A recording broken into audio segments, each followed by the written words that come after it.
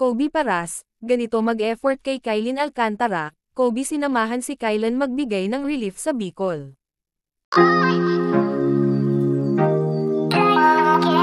Magkasamang namigay ng tulong at ayuda ang Rumord couple na sina Kylin Alcantara at Kobe Paras sa mga nasalanta ng Bagyong Christine. Talagang personal na nagpunta ang kapuso actress at professional basketball player sa Bicol para magsagawa ng relief operation sa mga nabiktima ni Christine. Sa mga residente ng Barangay Tinago sa Ligao City, albay nagkaloob ng tulong sina Kylin at Kobe. Isa ang ligaw sa mga lugar sa Bicol na matinding hinagupit ng Bagyong Christine.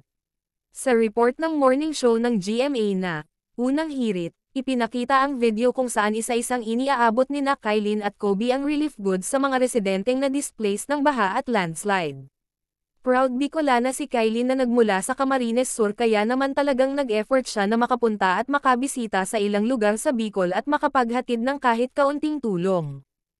Natanong kasi sa naturang interview kung sino ang biggest celebrity crush niya, at ang pangalan nga ni Kylin ang kanyang binanggit.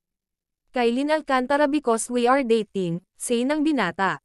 Nag-follow-up question naman ang Fashion and Entertainment magazine kung kailan daw na-realize ni Kobe na may crush siya sa aktres. Sagot ng basketballista, early this year. Kasunod nito, sinabi ni Kobe ang mga katangian ng isang babae na attractive para sa kanya, someone who is caring and respectful. Next question sa kanya, how do you feel about a girl who's passionate about her career and hobbies?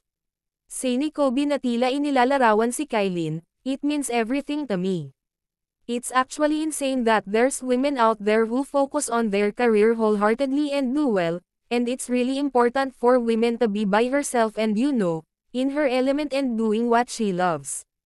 It's a turn on. Ilang beses nang na-interview sina Kobe at Kylin upang yusisain ang tunay na relasyon nila, lalo na't maraming beses silang spotted na very sweet sa isa't isa.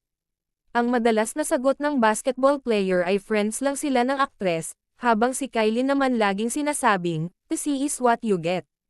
Samantala, nag-react naman si Mavi Legaspi, tungkol sa bagong karelasyon ni Kylin na kanyang ex-girlfriend, na masaya daw siya sa bagong karelasyon nito, at moving forward na daw ito sa kanilang past.